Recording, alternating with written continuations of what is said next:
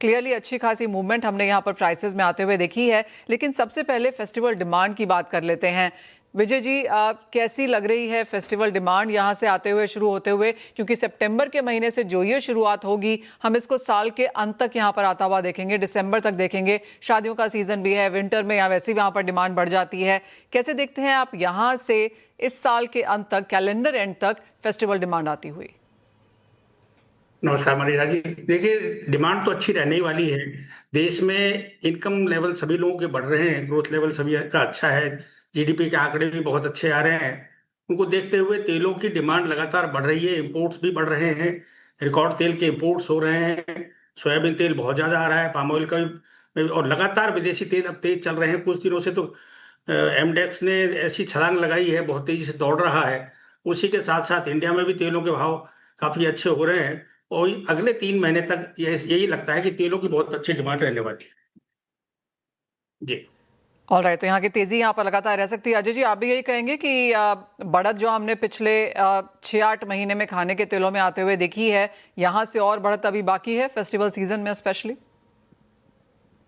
हाँ, डेफिनेटली मैं समझता हूँ कि डिमांड यहाँ से आने वाले 6 महीनों में इम्प्रूव करेगी, क्योंकि थोड़ा सा एक जो पीछे रेनी सीजन और ये सब जो गर्मी ज्यादा रहती है समर सीजन में, तो ट्रेडिशनली डिमांड कम हो जाती है।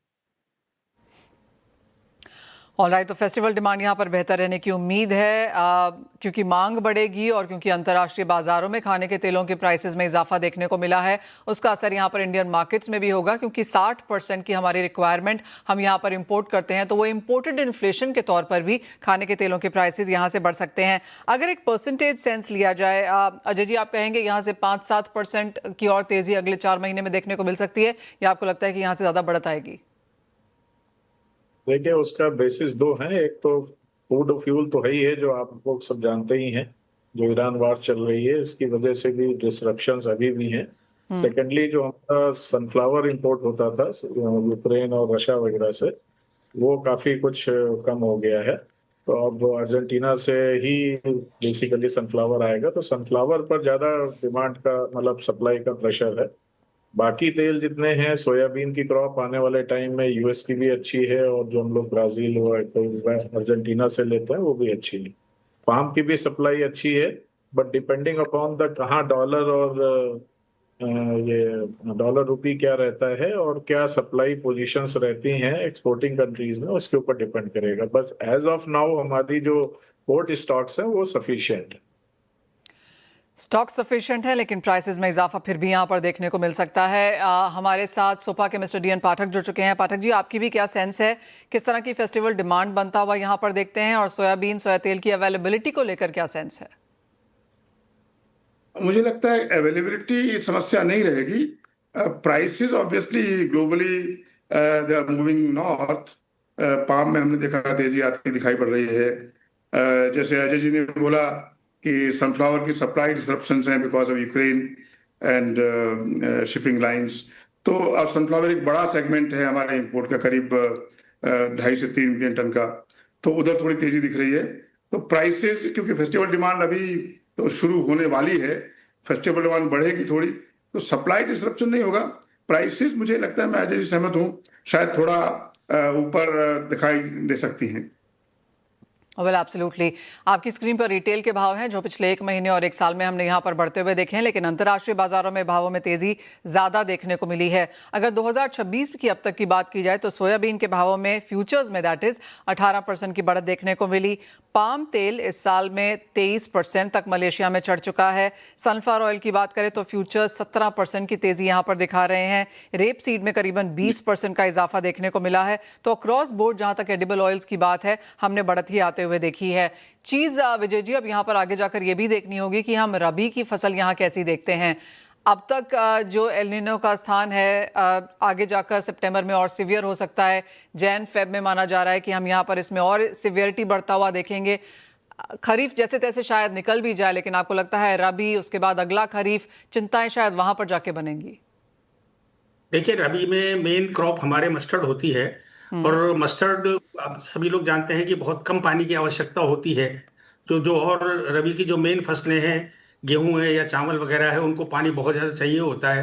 इस साल अगर पानी की शॉर्टेज रहती है तो मस्टर्ड का रकबा बढ़ सकता है। मस्टर्ड के प्राइसेस भी ऑल टाइम हाई पर चल रहे हैं, इसलिए मैं उम्मीद करता हूँ करीब 10% एरिया सरसों का अगले सीजन में सोइंग का एरिया बढ़ने की उम्मीद लगाई जा सकती है। ऑयल सीड्स की बात मैं स्पेशली कर रहा हूँ, और इसकी वजह से गेहूं और चने का हो सकता है रकबा कुछ घटे भी। वो देखना होगा ऑफ कोर्स, लेकिन जैसे आपने कहा 10% का इजाफा यहाँ पर सरसों में देखने को मिल सकता है। भावों में अच्छी खासी तेजी है, प्रीमियम तेल के तौर पर ये नजर भी आया है। तो प्राइसेस लेकिन बढ़ते हुए नजर आएंगे, वो एक चीज हम यहाँ पर सभी बात कर रहे हैं। नीरव, आपसे भी एक सेंस लेना चाहेंगे, चाहे फेस्टिवल डिमांड है, इंटरनेशनल के प्राइसेस हैं, इंपोर्ट बढ़ते हुए नजर आए हैं, एल निनो कंसर्न है, आपकी क्या राय है? आपके इनिशियल कमेंट्स क्या हैं? आपको भी लगता है कि अवेलेबिलिटी तो है लेकिन प्राइसेस आगे जाकर फिर भी बढ़ सकते हैं? पुरानी गुजराती की कहावत है, जाजो क्रॉप जाजी तेजी, वैसा जाजो स्टॉक और जाजी तेजी वैसा हो गया है। तो everywhere origins are full with stock, but B50 and अपना एल नीनो, इसके कारण चाइनीज फंड्स एंड फंड्स ये एकदम भयंकर बिग बुल की तरह मार्केट को ड्रैग कर रहे हैं, जिसका असर कि हमने पिछले 3 दिनों में C&F prices of palm and now even C&F price of सोया में देखा। जो $1240 वाला पाम है वो 1285-90 हो गया है, और 1255-60 वाला सोया है वो $1290 हो गया है, और उसी को हम यहाँ पे हाईसीज वैल्यूज में भी देख रहे हैं। So I think complete market is being dragged by the bulls of BMD and Dalian. Absolutely. Nirav, एक और सेंस जो मैं अपने सभी पैनलिस्ट से लेने की कोशिश कर रही थी कि क्या प्राइस राइज आ चुका है, और यहां से अगर दिसंबर एंड तक की बात की जाए तो कितनी और तेजी की एक्सपेक्टेशन है? देखिए, पाम का अगर हम बात करें तो जो फंड्स जिस चीज को देख के ये तेजी कर रहे हैं, ये थोड़ा प्रीएम्प्टिवली कर रहे हैं। करंटली स्टॉक बहुत अच्छा है इंडोनेशिया मलेशिया दोनों में। एल नीनो का असर थोड़ा साउथ कलिमंतान में आना चालू हो गया है, और आगे जाके डेफिनेट है कि स्ट्रॉन्ग एल नीनो ईयर है तो पाम प्रोडक्शन 27 तक इफेक्ट होगा। B50 का इम्प्लीमेंटेशन 1 सितंबर से चालू होगा। B50 होगा, ये बात भी पक्की है, क्योंकि इंडोनेशिया को पॉजिटिव मार्जिन है बायोडीजल बनाने में। अब अगर B50 इम्प्लीमेंटेशन लास्ट 2 मंथ्स में भी अच्छे से हो गया तो this is going to be a lot of oil going for biodiesel. इसी चीज को देख के लोगों को लग रहा है स्टॉक्स ड्रॉडाउन मेजर आ जाएगा बाय दिसंबर, और बाद में एल नीनो प्रोडक्शन को पिकअप नहीं होने देगा। तो ये पूरी आगे की स्टोरी तो बहुत बुलिश है अगर वॉर एंड बायोडीजल का प्रोडक्शन उस तरीके से because of war and crude oil continue करता है और एल नीनो को मेजरली इंपैक्ट करता है।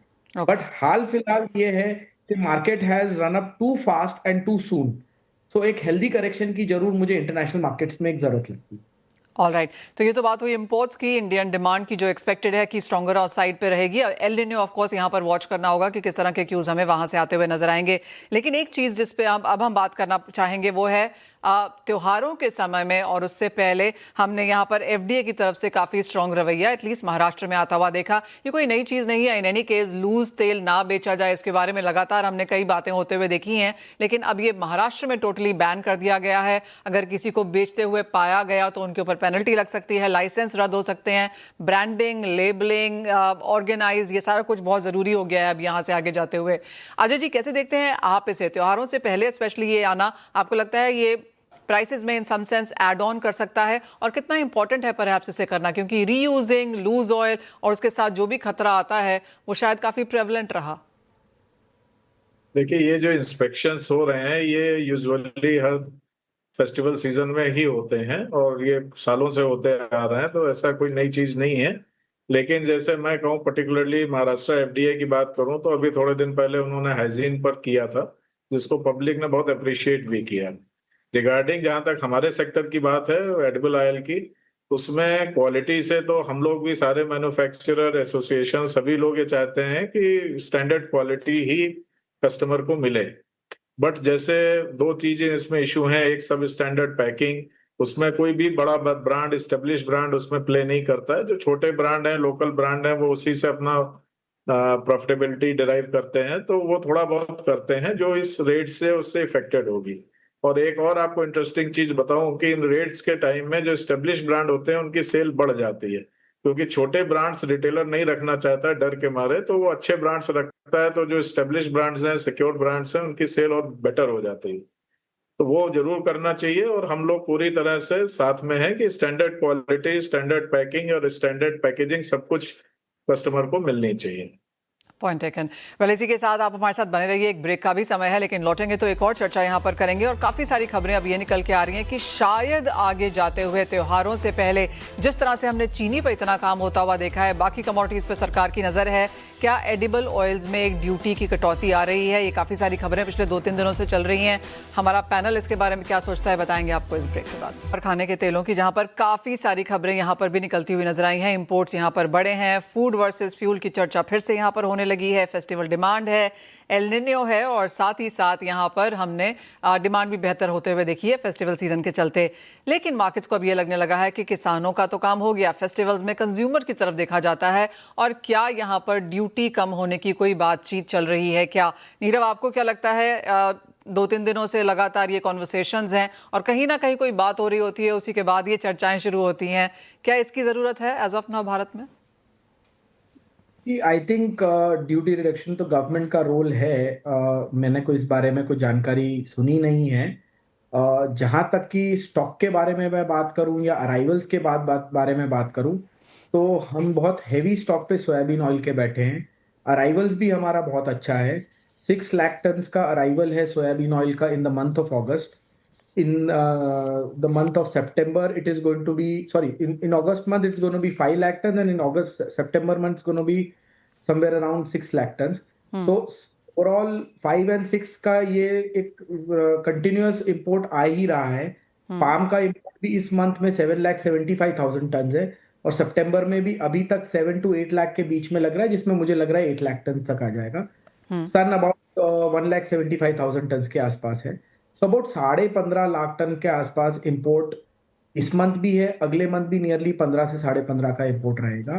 स्टॉक्स बहुत अच्छे हैं। आज की तारीख में हल्दिया, चेन्नई, यहाँ तो टंकी अवेलेबल ही नहीं है, टैंक्स अवेलेबल ही नहीं है। कंडला में भी टैंक इशू ऑलरेडी चालू हो गया है। So we are very well supplied for the festival period. So I think that ways, इसीलिए मैंने वर्ड यूज किया कि बहुत ज्यादा अच्छा स्टॉक है। और सिमिलरली ओरिजिन के पास स्पॉट कार्गो बहुत अच्छा है। तो आज स्पॉट में इंडिया कुछ भी डिमांड करेगा, उसका अच्छा बड़ा शिपमेंट लाइनअप आने वाले 2 महीनों में और आ सकता है बिफोर दिवाली। सो ये सिचुएशन वाइज मुझे काफी ठीक लगता है। ऑलराइट, तो आपको नहीं लगता कि सरकार की तरफ से कोई मेजर आएगा? मिस्टर पाठक, आपको लगता है कोई मेजर्स यहाँ पर आ सकते हैं? क्योंकि एग्जैक्टली ये कॉन्वर्सेशन हमारी चीनी सेक्टर के साथ हुई थी, जिनका कहना था इतने सालों में प्राइसेस नहीं बढ़े, कॉस्ट ऑफ प्रोडक्शन के नीचे हम यहाँ पर काम कर रहे हैं, अवेलेबिलिटी अच्छी खासी है। उसके बाद पिछले 2 हफ्तों में they have been hit with measures. आपको लगता है सोया सेक्टर या edible oil sector as of now काफ़ी कॉन्फिडेंस है कि शायद कुछ नहीं होगा, लेकिन क्या एक कॉशन रहनी चाहिए? हाइपोथेटिकल है सवाल कि ड्यूटी आएगी कि नहीं आएगी। Government has its own ways of considering things. मुझे नहीं लगता कि इस लेवल पे सरकार कुछ इमीडिएटली करेगी, लेकिन अगर प्राइसेस और बढ़ती हैं देन ऑब्वियसली कुछ कंसर्न हो सकते हैं कंज्यूमर प्राइस को लेके। So we have to wait and watch कि यहाँ से आगे क्या होता है। जैसे एल नीनो की बात कर रहे हैं, अगर मौसम और खराब होता है या खराब होता है तो फिर मस्टर्ड की जो बुआई है रेपसीड की, उस पर असर पड़ सकता है मॉइस्चर कमी की वजह से। तो वो अपने को देखना पड़ेगा अगले 2-3 महीने मौसम कैसे बिहेव करता है। एट दिस लेवल मुझे नहीं लगता कि कोई जरूरत है ड्यूटी कम करने की। कंज्यूमर को मालूम है कि कितना पैसा देना चाहिए। Consumer has been having it too easy at the cost of the farmers. अभी थोड़ा फार्मर को पैसा मिलने दीजिए।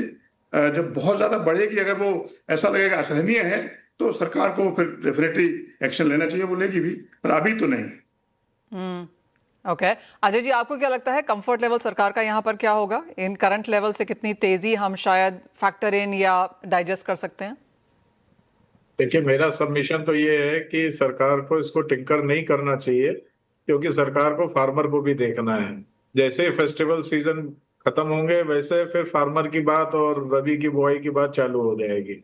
मैंने देखा है पिछले कई सालों में सिर्फ जो लास्ट सीजन गया है उसमें बिकॉज ऑयल प्राइसेस भी ठीक रहे एंड पर्टिकुलरली मील प्राइसेस भी काफी ठीक रहे because of DDGS and because of government की इथेनॉल पॉलिसी, एंड उससे सारे मील, सोया मील, रेपसीड मील, सब कुछ बढ़िया रहा। और इस सीजन में मेरे ख्याल से मेरे फेलो पैनलिस्ट भी एग्री करेंगे कि मस्टर्ड अपने MSP के अराउंड बिकती रही, उससे नीचे नहीं गई। तो ये बिल्कुल इस टाइम बैलेंस चल रहा है। इसको टिंकर करना मैं नहीं समझता कि बहुत अच्छा एक व्यू रहेगा। आपकी क्या सेंस है विजय जी, यहाँ से कितने भाव और बढ़ सकते हैं? जैसे आपने कहा ऑल टाइम हाइज पर ही हैं ऑलरेडी, मांग अच्छी खासी आगे जाकर निकल के यहाँ पर आएगी, इनकम ग्रुप्स यहाँ पर बड़े हैं, खर्चे ज़्यादा होने लगे हैं, लोग बाहर बेहतर खाने लगे हैं, लेकिन कितना प्राइस राइज आपको लगता है विद इन कम्फर्ट जोन होगा? देखिए, मेरा मानना ये है रहे हैं इसमें अगले 3-4 महीने में 5-7 रुपए किलो तेल जरूर बढ़ सकते हैं, लेकिन ऐसी कोई बात नहीं है। गवर्नमेंट को इंपोर्ट ड्यूटी नहीं बढ़ानी चाहिए। हम देश में ऑलरेडी बहुत ज्यादा तेल पे इंपोर्ट डॉलर्स में खर्च कर रहे हैं और देश में प्रोडक्शन बढ़ाने की आवश्यकता भी है। तेलंगाना सरकार ने भी कहा है कि पाम फ्रूट बंच पे गवर्नमेंट को मिनिमम 25 रुपए किलो का दाम देना चाहिए, और दाम अच्छे रहेंगे तो निश्चित रूप से इंडिया में प्रोडक्शन भी बढ़ेगा, और इसलिए गवर्नमेंट को इंपोर्ट ड्यूटी बढ़ाने पे नहीं सोचना चाहिए अभी। जी, ऑल राइट, तो as of now prices within comfort zone है, माल काफ़ी ज़्यादा पड़ा हुआ है। प्राइसेस एज ऑफ नाउ, या सरकार को यहाँ पर ड्यूटी कम करने की ज़रूरत नहीं है क्योंकि इन एनी केस यहाँ पर काफ़ी माल आ रहा है, जैसे कहा गया 15 से 16 लाख टन है, लेकिन आगे जाके भाव कितने बढ़ते हैं, एल निनो का एग्जैक्ट इम्पैक्ट यहाँ पर मार्केट्स पे क्या होता है, वो ऑफकोर्स यहाँ पर वॉच करना होगा क्योंकि सरकार की नज़र यहाँ पर लगातार सभी कमोडिटीज़ पे है। ऐसी काफ़ी सारी स्टेटमेंट्स रादर कॉन्वर्सेशंस भी यहाँ पर मालूम पड़ी हैं कि हो रही हैं कि सभी कमोडिटी पर उनकी नज़र है, कितना क्या बढ़ता है, क्या मेजर्स लिए जा सकते हैं, उस पर कुछ बातचीत भी शायद जारी है। लेकिन एज ऑफ नाउ इंडस्ट्री को नहीं लगता कि कुछ ज़रूरत है या इमीडिएटली कुछ होने वाला है। Of course as of now आगे जाकर प्राइसेस क्या रहते हैं वो एक थोड़ी सी अनसर्टनिटी है, उस पर हमारी नज़र भी रहेगी। लेकिन बहुत शुक्रिया आप सभी का साथ जोड़ने के लिए और वो full whole host of conversations हमारे साथ करने के लिए खाने के तेलों पर। इसी के साथ मुझे भी दीजिए इजाज़त, आप बने रहिए CNBC आवाज़ पर।